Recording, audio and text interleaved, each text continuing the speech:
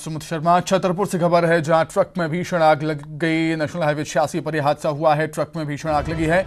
Truck जलकर खाक हो गया। ट्रक में भरा था कीमती सामान, वो भी जल गया है। इंदौर से छतरपुर जा रहा था ट्रक। दमकल की गाड़ी आग बुझाने में जुटी हुई है। हालांकि आग कैसे लगी अभी ये पता नहीं चल पाया। बड़ा मलहरा थाना इलाके का मामला बताया जा रहा है। अधिक जानकारी के लिए बातचीत करेंगे संवाददाता नरेंद्र परमार, जुड़े हुए हैं फोन पर। नरेंद्र, क्या कुछ जानकारी है? क्या पता चल पाया कि ट्रक में आग कैसे लगी थी और फिलहाल क्या हालात? देखिए सुमित, आपको बता दें जो हादसा हुआ है नेशनल हाईवे 86 सागर कानपुर नेशनल हाईवे है, जो अब से कुछ देर पहले ट्रक में आग लगी हुई है। ऐसा बताया गया है कि जो ट्रक है कीमती सामान लोड करके इंदौर से छतरपुर के लिए रवाना हुआ था, लेकिन बड़ा मलहरा थाना इलाके के पास जैसे ही घाटी एक पड़ती है पहाड़ के आसपास, तो वहां पर चलती हुई ट्रक में आग लग जाती है। और आग को देखते ही उसमें बैठे जो क्लीनर और ड्राइवर था तत्काल बीच सड़क से ही ट्रक को छोड़कर भाग खड़े होते हैं। और उसके बाद दमकल और पुलिस को जब घटना की सूचना लगती है तो मौके पर पहुंचते हैं और आग बुझाने के प्रयास अब भी जारी है। जी सुमित। ठीक है नरेंद्र, बहुत धन्यवाद आपका जुड़ने के लिए, तमाम बातचीत के लिए बहुत शुक्रिया। आगे बढ़ेंगे। बीजेपी के बाद अब कांग्रेस भी होगी रथों पर सवार। 15 सितंबर से पूरे प्रदेश में कांग्रेस निकालेगी 7 यात्राएं। बीजेपी की जन आशीर्वाद यात्रा के जवाब में कांग्रेस की भी जन आक्रोश यात्रा होगी। 7 बड़े नेताओं यात्राओं का नेतृत्व करेंगे। कांतिलाल भूरिया, अरुण यादव, अजय सिंह, कमलेश्वर पटेल, जीतू पटवारी, सुरेश पचौरी समेत पार्टी के 7 नेताओं को ये जिम्मेदारियां सौंपी गई हैं। 15 सितंबर से 2 अक्टूबर तक यात्राएं निकाली जाएंगी कांग्रेस की तरफ से, जिनका नाम होगा आक्रोश यात्रा, जन आक्रोश यात्रा। यात्राओं के जरिए सभी 230 विधानसभा सीटों तक पहुंचने की कांग्रेस की तैयारी है, ये प्लान है। जन आक्रोश यात्रा के साथ संविधान बचाओ यात्रा भी निकाली जाएगी। कमलनाथ के निवास पर हुई कांग्रेस के चुनाव अभियान समिति की बैठक में फैसला लिया गया। क्षेत्रीय जिसका जहां पर प्रभाव है उसको उस क्षेत्र की जवाबदारी दी गई और ये यात्रा में पूरे बढ़ चढ़कर पूरे समय वो उपस्थित भी रहेंगे। उनके नेतृत्व में यात्राएं भी निकलेंगी। यात्राएं जल्दी शुरू होंगी और इसमें जो दिनांक है वो अभी कमलनाथ जी निर्धारित करेंगे। और इसके नाम पर भी काफ़ी ज़्यादा चर्चा चल रही है। 3-4 नाम है जो सामने आए हैं, उसमें से जैसे ही नाम इसका प्रस्तावित नाम जो फाइनल होगा वो आपके सामने रखा जाएगा। पर यात्राएं निकलेंगी और जनता के आवाज को बुलंद करने के लिए निकलेंगे। 15 तारीख के बाद कभी भी ये यात्राएं निकलेंगी और इसके जिस तरह से इसका सभी वरिष्ठ नेताओं में इसका बंटवारा करा गया है, तो मैं ये मानता हूं कि इसका असर बहुत लंबा रहेगा और कोई भी यात्रा 10 से 15 दिन तक रहेगी। तो इसी पर अधिक चर्चा करने के लिए सीधे हम राजधानी भोपाल का रुख कर देंगे। हमारे सहयोगी अनुराग श्रीवास्तव हमारे साथ भोपाल से जुड़ गए हैं लाइव। अनुराग, चुनाव बेहद नजदीक है। मध्य प्रदेश में सत्ता पक्ष विपक्ष अपनी अपनी रणनीति बना रहा है। अब सत्ता पक्ष के खिलाफ काउंटर अटैक तो विपक्ष को करना ही पड़ेगा ना अनुराग?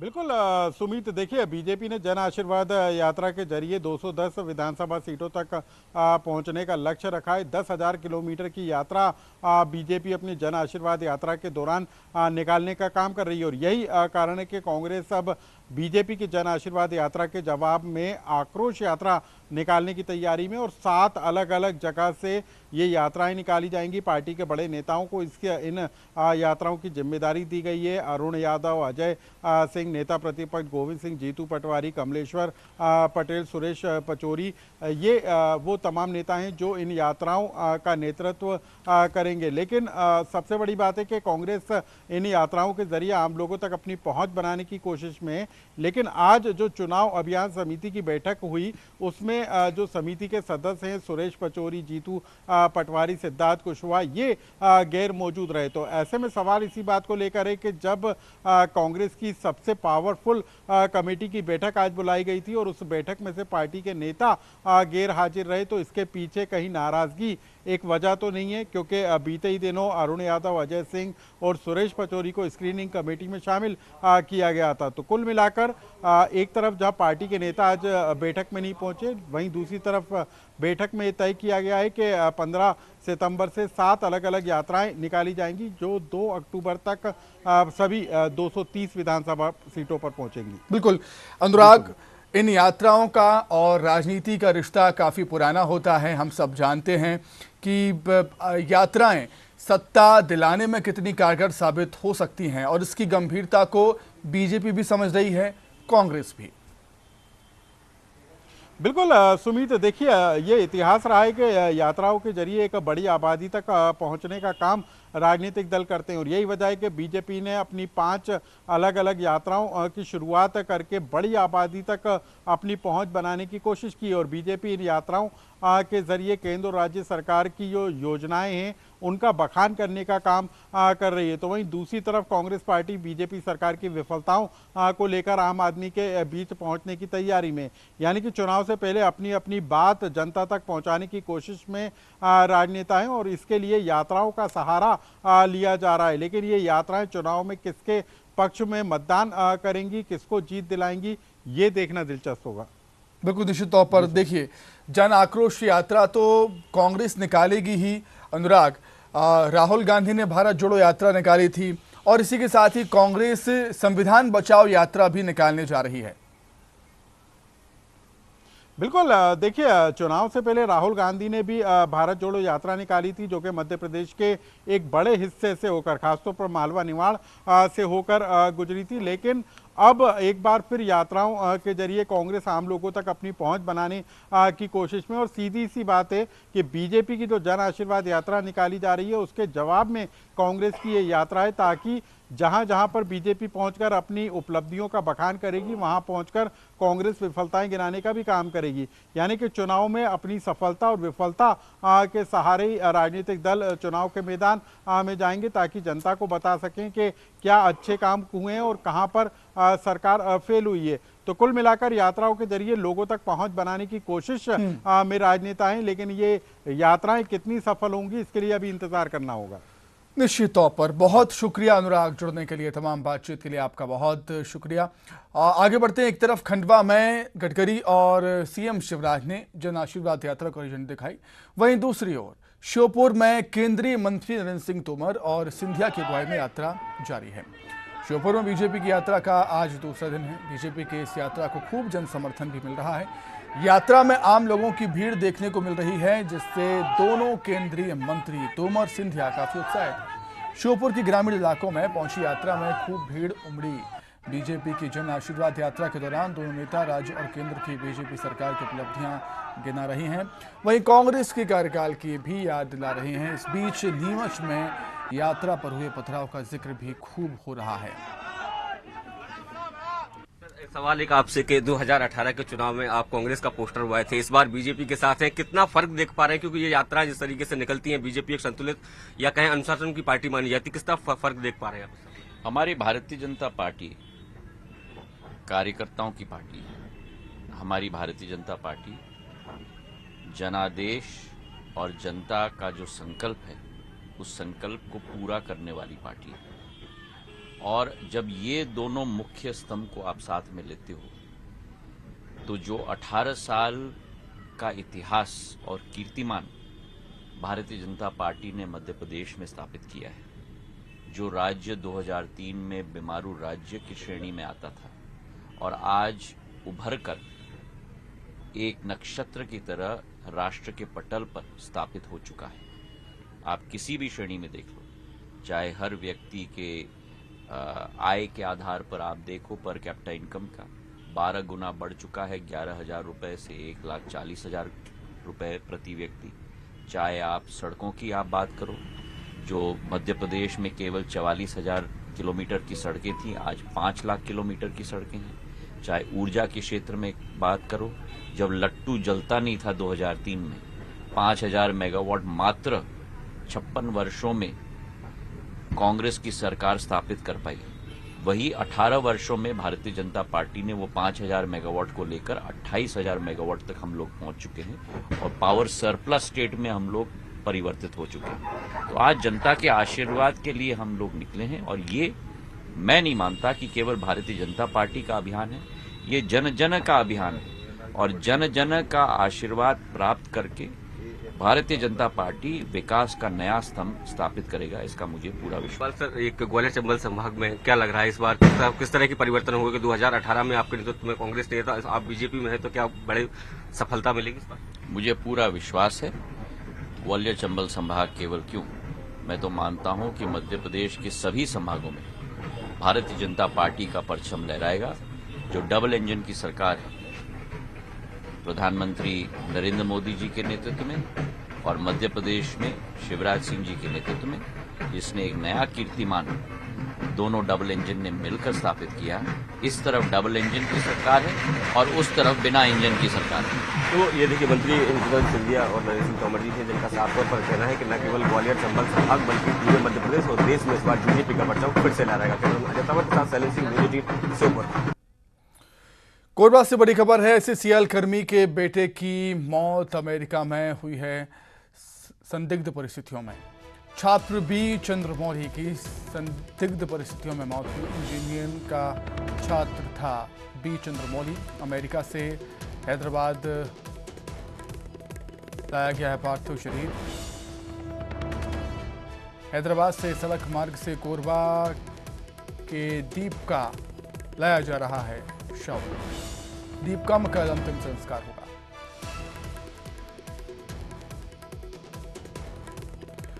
कोरबा से बड़ी खबर है, जहां एससीएल कर्मी के बेटे की मौत अमेरिका में हुई है संदिग्ध परिस्थितियों में। छात्र बी चंद्रमौली की संदिग्ध परिस्थितियों में मौत हुई है। इंजीनियरिंग का छात्र था बी चंद्रमौली। अमेरिका से हैदराबाद लाया गया उसका शव और फिर हैदराबाद से सड़क मार्ग से कोरबा के दीप का शव लाया जा रहा है। दीप का कल अंतिम संस्कार किया जाएगा।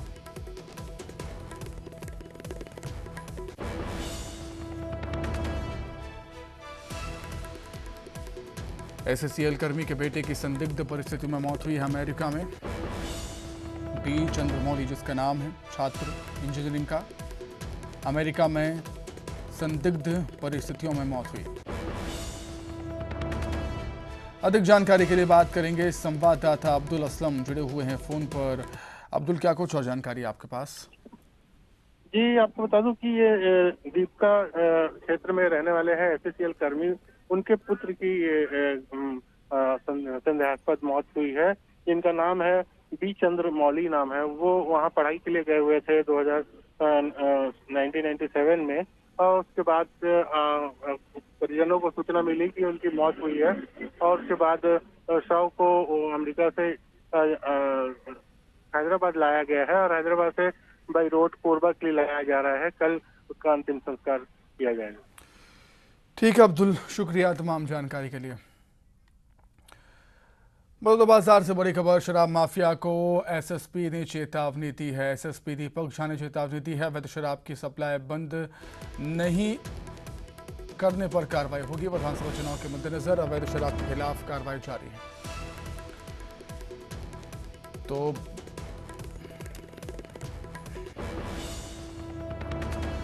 बलौदाबाजार से बड़ी खबर आपको हम बता रहे हैं, जहां पर शराब माफिया को एसएसपी ने चेतावनी दी है।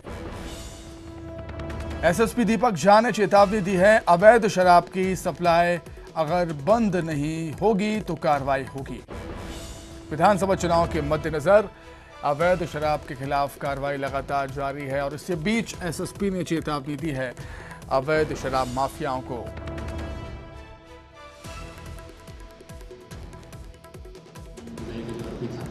सरकार उसको पकड़ने में हम लोगों ने सफलता प्राप्त की है और इसमें जो अन्य आरोपी हैं, जो पूरा जिसका सप्लाई नेटवर्क है, कहाँ से आ रहा था और कहाँ जा रहा था, उसको हम लोगों ने, उसमें जितने भी लोग शामिल थे उन सभी के खिलाफ कार्रवाई करेंगे और सभी को आरोपी बनाया जा रहा है और सभी को शीघ्र गिरफ्तार किया जाएगा। और साथ ही सभी थाना क्षेत्रों में जितने अवैध शराब के प्रकरण आते हैं सभी में कार्रवाई करने के लिए दिशा निर्देश दिया गया है।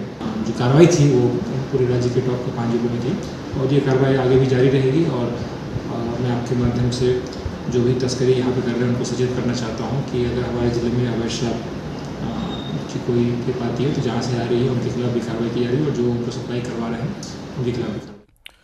रायपुर नगर निगम में कांग्रेस पार्षद ने विरोध प्रदर्शन किया। दरअसल गंदगी से परेशान होकर पार्षद आकाशदीप शर्मा ने निगम मुख्यालय के सामने एक ट्रक मलबा गिराकर विरोध जताया है अपना।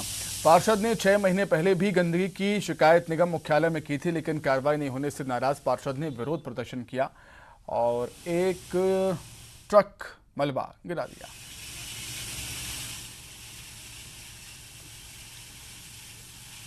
इस वक्त मैं मौजूद हूँ नगर निगम में और ये निगम मुख्यालय के सामने की तस्वीर हम आपको दिखाना चाहेंगे, जहाँ पर गिट्टी का ढेर पड़ा हुआ है। दरअसल ये गिट्टियों का जो ढेर है वो किसी और के द्वारा नहीं, कांग्रेसी पार्षद के द्वारा ही निगम मुख्यालय के सामने खाली कराया गया है। दरअसल कांग्रेसी पार्षद आकाशदीप शर्मा अपने वार्ड में लंबे समय से गंदगी से परेशान थे। 6 महीने पहले भी पार्षद के द्वारा निगम मुख्यालय में गंदगी को लेकर शिकायत की गई थी, लेकिन कार्यवाही नहीं होने के बाद में गंदगी से परेशान होकर पार्षद आकाशदीप शर्मा के द्वारा जो है निगम मुख्यालय के सामने ही गिट्टी का जो है ढेर वो गिरवाया गया है। इससे पहले कुछ दिन पहले ही बीजेपी पार्षदों के द्वारा नगर निगम की उदासीनता को लेकर विरोध प्रदर्शन किया गया था। दरअसल राजधानी वासी भी लंबे समय से तमाम तरह की समस्याओं से परेशान हैं, चाहे सड़कों की हम बात करें या नालियों की हम बात करें। राजधानी रायपुर में सड़कों का भी बुरा हाल है, इसके साथ ही नाली में साफ सफाई की जो व्यवस्था है वो भी चौपट है। स्ट्रीट पोलों में जो है वो लाइटें नहीं है। तमाम तरह की समस्याएं जो है राजधानी रायपुर में आए दिन निकल कर सामने आती है। राज्य में कांग्रेस की सरकार होने के बाद भी कांग्रेसी पार्षद के द्वारा इस तरह का विरोध प्रदर्शन जो है वो साफ जाहिर करता है कि महापौर के द्वारा जो किए गए सारे दावे हैं वो जो है वो खोखले साबित हो रहे हैं। एक तरफ महापौर जो है राजधानी रायपुर को स्मार्ट सिटी बनाने के लिए करोड़ों रुपए खर्च करने की बात कहते हैं, लेकिन दूसरी ओर आम जनता के जो है समस्याओं पर ध्यान नहीं दिया जाता है। कैमरामैन मनीष गीते के साथ तनु वर्मा, न्यूज 18 छत्तीसगढ़। छत्तीसगढ़ में फिर एक बेटी हवस का शिकार बनी है। रक्षाबंधन के दिन राजधानी रायपुर में 2 बहनों के साथ गैंगरेप के बाद अब जशपुर में दरिंदों ने गैंगरेप की वारदात को अंजाम दिया है। हत्या, लूट, चाकूबाजी की घटनाएं तो आम हो गई हैं यहाँ पर। अब अपराधी और भी बेखौफ होते नजर आ रहे हैं, कानून की धज्जियां उड़ा रहे हैं और इस घटना ने कानून के राज की बात करने वाली सरकार और सिस्टम पर सवाल खड़े कर दिए। बीजेपी के विधायक रंजना साहू ने जशपुर की घटना को लेकर सरकार पर बड़ा हमला बोला। उन्होंने आरोपियों को कांग्रेस का नेता बताया।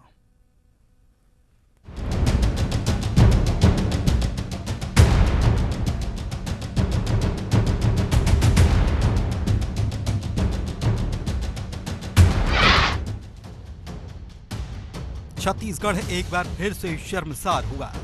फिर एक बेटी हवस का शिकार बनी। कानून व्यवस्था के दावों की एक बार फिर से पोल खुली।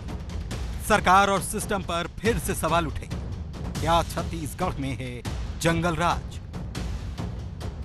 रायपुर के बाद अब जशपुर दरिंदगी से दहल गया। जशपुर में आदिवासी युवती से गैंगरेप हुआ।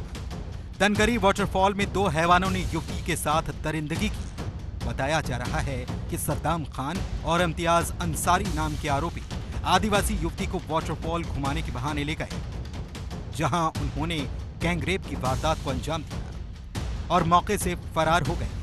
आरोपी बलरामपुर जिले के रहने वाले हैं।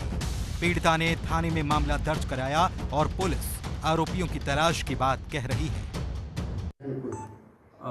पीड़िता के द्वारा बगीचा थाने में रिपोर्ट दर्ज कराई गई है और उसमें पुलिस ने तत्काल अपराध पंजीबद्ध कर लिया है और हमारी 2 टीमें जो हैं आरोपियों की पता तलाश में लगी हुई हैं और शीघ्र ही हम जो है आरोपियों को गिरफ्तार कर लेंगे। प्राप्त जानकारी के अनुसार पुलिस अभी तक दोषियों को गिरफ्तार नहीं किया है। ये चिंताजनक है, बहुत गंभीर मामला है और इस पर तत्काल कार्रवाई करना चाहिए। पुलिस से मैं आग्रह करता हूं कि तत्काल दोषियों के खिलाफ गिरफ्तार करके कार्रवाई करे। इस घटना ने एक बार फिर से प्रदेश में बेटियों की सुरक्षा पर सवाल खड़े कर दिए हैं। बीजेपी ने सरकार पर हमला बोला। विधायक रंजना साहू का बयान सरकार पर बेटियों की सुरक्षा न कर पाने का आरोप भी है। इतना ही नहीं, इन्होंने एक और आरोप लगाया जो इस मामले को और गंभीर बनाता है। रंजना साहू ने आरोपियों को कांग्रेस का नेता बताया है। इस प्रदेश में भूपेश बघेल की कांग्रेस की सरकार कान में रुई डालकर बैठी है, आंख में पट्टी बांधकर बैठी है। छत्तीसगढ़ महतारी की बेटियों के साथ रोज कोई न कोई ऐसी घटना हो रही है जो प्रदेश को शर्मसार कर देने वाली है, छत्तीसगढ़ महतारी को शर्मसार कर देने वाली है। एन शिक्षक दिवस के दिन सरगुजा में आदिवासी शिक्षिका महिला के साथ दुष्कर्म हुआ और इसका आरोपी कांग्रेस का युवा नेता। सरकार मुंह बंद कर बैठी है। भूपेश बघेल जी इस विषय में एक शब्द नहीं कह रहे हैं।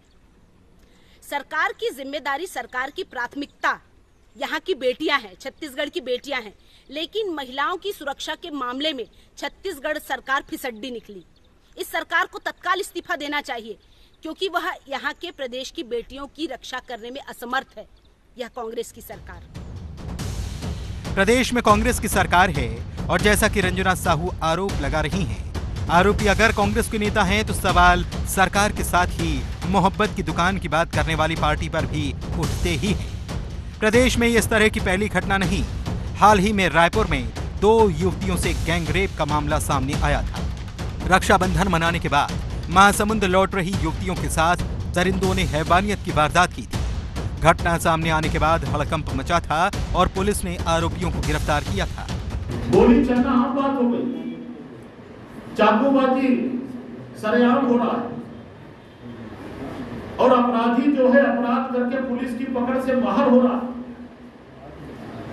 जब पुलिस वालों से हमारी बातचीत होती है, पुलिस के वरिष्ठ अधिकारियों से, तो वो कहते हैं कि हम विवश हैं, हम मजबूर हैं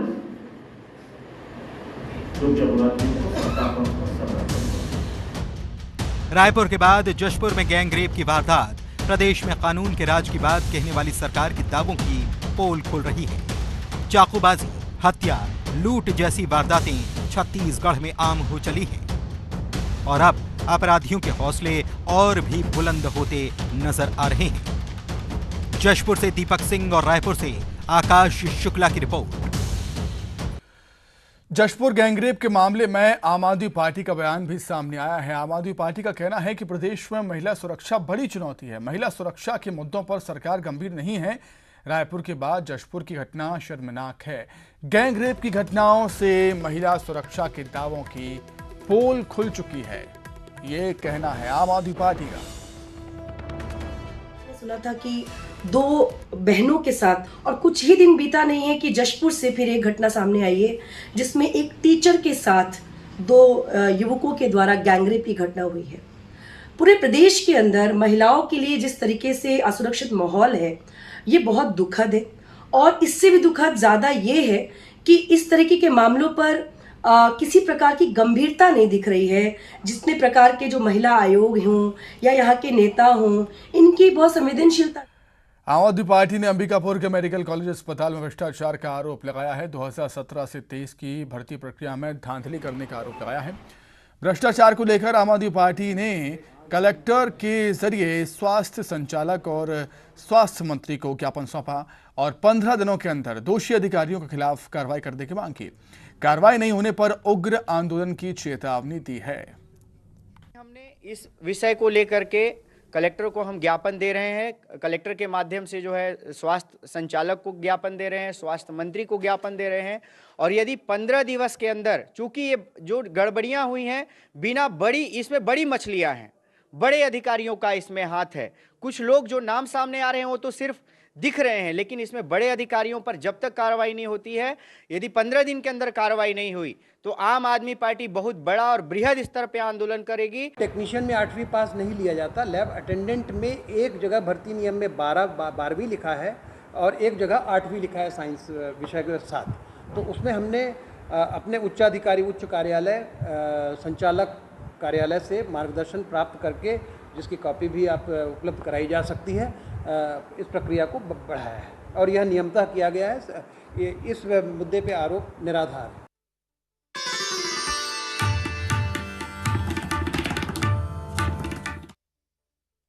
दुर्ग में जन्माष्टमी को लेकर लोगों में काफ़ी उत्साह है। बाज़ारों में लोगों की भीड़ लगी हुई है। जमकर खरीदारी करने के लिए लोग बाज़ार पहुंच रहे हैं। बाज़ार गुलजार हैं भगवान श्री कृष्ण के सुंदर सुंदर झूलों से, उनके सुंदर सुंदर कपड़ों से। इन सब की खरीदारी करने के लिए बाज़ार पहुंच रहे हैं लोग। श्री कृष्ण जन्माष्टमी को लेकर लोगों में भारी उत्साह देखने को मिल रहा है और लोग जमकर अपनी खरीदारी कर रहे हैं, क्योंकि भगवान श्री कृष्ण का जो जन्मोत्सव उसको धूमधाम के साथ मनाया है। आप देख सकते हैं कि किस तरह से बाजार अभी गुलजार नजर आ रहे हैं। एक से बढ़कर एक भगवान श्री कृष्ण को विराजित करने के लिए तरह तरह के झूले यहाँ पर आए हैं, सजावटी सामान यहाँ पर मौजूद है और लोग यहाँ पर जमकर खरीदारी कर रहे हैं। बस उस वक्त का इंतजार किया जा रहा है कि जब भगवान श्री कृष्ण अपना जन्म लेंगे और लोग यहाँ पर मौजूद हैं, हम सीधे उनसे बातचीत करेंगे। कितना उत्साह देख रहे हैं, आज किस तरह की तैयारियां हैं? आज हमने बहुत प्रिपेयर किया है। अभी हम झूला देख रहे हैं और भगवान का कपड़ा देख रहे हैं। अभी हमने बहुत सारा ये नारियल फूल ये सब खरीदा है और फिर आज रात में हमारे यहाँ ये भी होता है हांडी वाला प्रोग्राम, उसमें भी जाके देखेंगे। तो आज के लिए हम बहुत एक्साइटेड है। जी जी जी हाँ, कुछ और भी है। आंटी, आप लोग किस तरह की तैयारी कर रहे हैं? भगवान श्री कृष्ण आने वाले हैं अभी। हाँ, हम तो बहुत अच्छे से तैयारी कर रहे हैं। रात में 12 बजे के बाद भगवान का जन्म उत्सव मनाएंगे और जो जो भगवान का लगता है वो सब चीज़ अभी और भी बचे हुए हैं, वो सब भी खरीदना है हमको।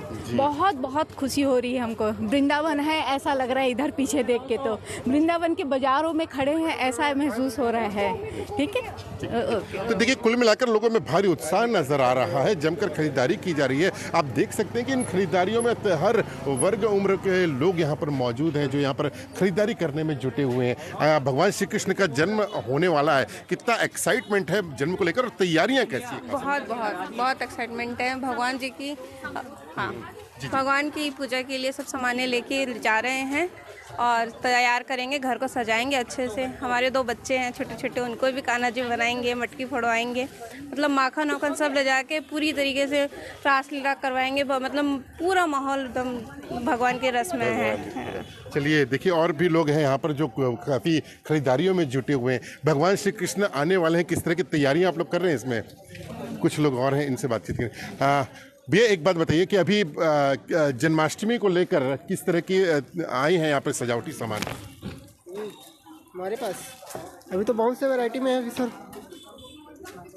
मतलब अलग अलग वैरायटी में माला है, कपड़ा है, झूला भी नए नए वैराइटीज़ में आए हैं, और भी है फोटो है, और लकड़ी के झूले हैं, पीतल के झूले सभी हैं।